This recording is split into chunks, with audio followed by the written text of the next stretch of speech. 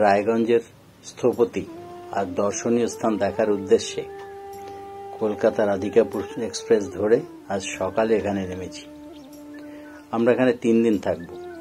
এই 3 দিনে এখানে সবকিছু দেখে নেব। স্টেশনের সামনে কোনো নাম নেই, শুধু কুলিক পক্ষীনিবাসের স্টলগুলো দেখা যাচ্ছে গাছের মাথা। সুন্দর মন্দির, মৃত্যুঞ্জয় ত্রিধাম মুনলাইট। আমরা এই হোটেলে আছি, হোটেল অম্বিকা গ্র্যান্ড।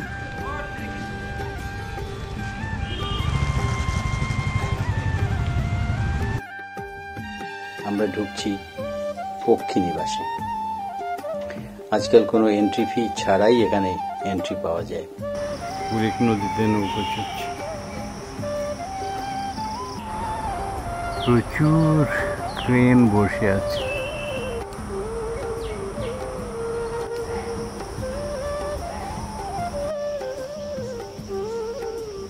প্রচুর বাদুড় ঝুলে আছে।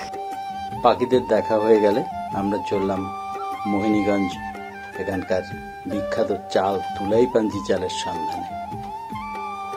ওখানে জানা গেল যে এবারে এই ধরনের চাষ হয়নি, ফলে সস্তায় চাল পাওয়া যাবে না, শুধু বাজারে ব্যাপারীদের কাছে পাওয়া যাবে। দাম পড়বে 170 থেকে 180 টাকা। এবারে আমরা যাব বিন্দোলে 500 বছরের পুরনো ভৈরবী মায়ের মন্দিরে। বিন্দোলের এই ভৈরবী মায়ের মন্দির 500 বছরের পুরনো, লুপ্ত প্রায় নদীর তীরে মন্দিরটি। মন্দিরের 10ম শতকের কালো পাথরের কারুকার্য খচিত 3.5 ফুটের দশভুজা মার্তণ্ড ভৈরবের মূর্তি বলে পরিচিত।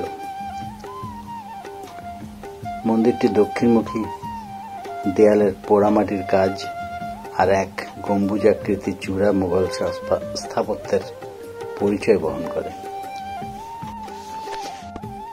বিকেলে আমরা এলাম বন্দর এলাকায় করুণাময়ী আদি কালীবাড়ি। তাহলে রায়গঞ্জের আমরা বন্দর এলাকার ভ্রমণ করছি। এটা হচ্ছে আদি করুণাময়ী কালীবাড়ি।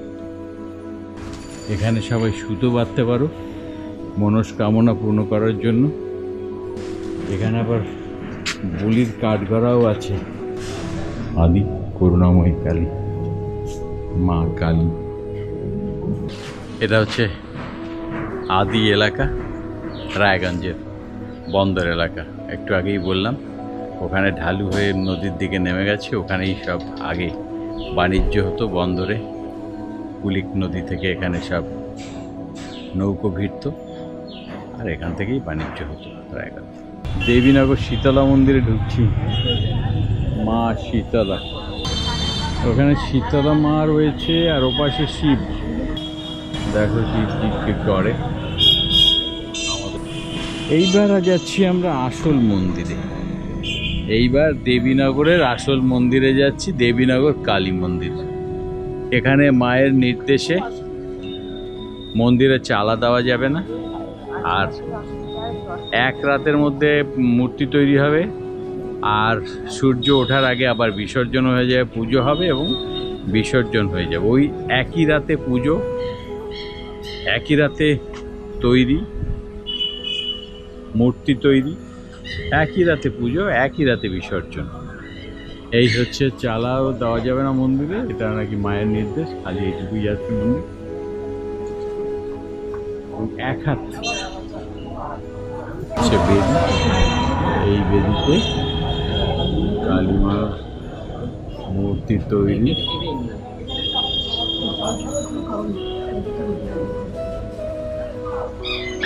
এবং বিসর্জন। গ্রামের লোকজন আসতো, সেখানে মেয়ে দেখে বিয়ে থা হয়েছে। এরকম উদাহরণ আছে। এবারে মেলায় তোমাকে নিয়ে জানো, ওইটা এখানে এসে মেয়ে দেখা দেখিও।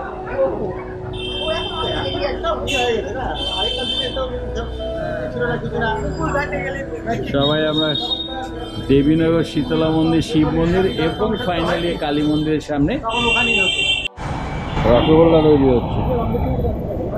রসগোল্লা এটাই ফুটবে, উঠতে পারে টিনের মর্যাদার হচ্ছে। এখানে ভাজাভুজির দোকান, রসগোল্লাও হচ্ছে, এদিকে পাস্তা কচুরি, সিঙ্গারা, কত কিছু, জিলিপি। আপনার এখান থেকে সিঙ্গারার অমৃতি খেলাম। চলে এলাম সন্ধ্যাবেলায় দেবপুরী মন্দিরে। দুটো হাতির সুরে ঘন্টা ঝোলানো, ঘন্টা বাজিয়ে মন্দিরে প্রবেশ। এখন একটু যাতায়াত আর খরচের ব্যাপারটা বলছি। রায়গঞ্জ যাবার জন্য হাওড়া থেকে কুলিক এক্সপ্রেস সকাল 8:55, আর কলকাতা স্টেশন থেকে ছাড়ে রাধিকাপুর এক্সপ্রেস সন্ধ্যে 7:50। সময় লাগে যথাক্রমে 8 ঘন্টা 35 মিনিট আর 8 ঘন্টা 55 মিনিট।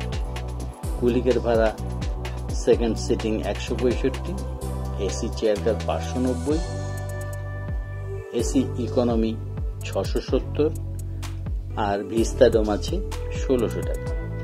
আর রাধিকাপুর এক্সপ্রেস স্লিপার 270 টাকা, এসি ইকোনমি 670 টাকা, এসি 3 730 টাকা, এবং এসি 2 1035, এসি 1ও আছে, সেটা হচ্ছে 1735 টাকা। যে হোটেলে আমরা থাকছি তার ভাড়া এসি রুম 2000 টাকা আর নন এসি হচ্ছে 1500 টাকা। খাবার আর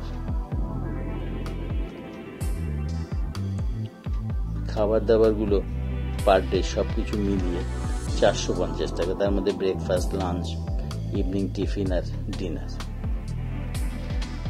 আর গাড়িতে করে ঘোরাফেরার জন্য পার ডে পার হেড 1000 টাকা। কোথাও কোনো এন্ট্রি ফি লাগছে না। তার খরচের সহজ হিসেবটা দিয়ে দিলাম। আশা করি এতে অনেকখানি সুবিধা হবে আপনাদের ভ্রমণ করতে। জায়গাটা সত্যিই সুন্দর, নির্ঝঞ্ঝাট, নিরিবিলি এবং পলিউশন ফ্রি। ভালো লাগবে। নতুন হলে সাবস্ক্রাইব করে দেবেন, আর লাইক দিতে ভুলবেন না, কমেন্ট করবেন। ধন্যবাদ। বাই। ওখানে আবার জল আছে, ওই পাশটা এই যে জল রয়েছে, ওখানে বিষ্ণুদেব রয়েছে, যে বিষ্ণু অবস্থান করছে রয়েছে। এখানে মা কালী। একটা সাপ চলছে কালী মন্দিরের সামনে দিয়ে। প্রথম দিন, প্রথম পর্ব এখানেই শেষ করছি। কাল শুরু করব দ্বিতীয় পর্ব। শুভরাত্রি।